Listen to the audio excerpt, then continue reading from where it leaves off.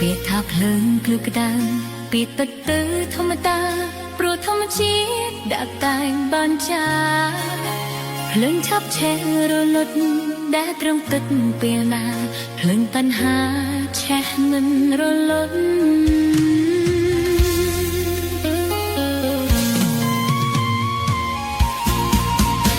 ដែលជាប្រ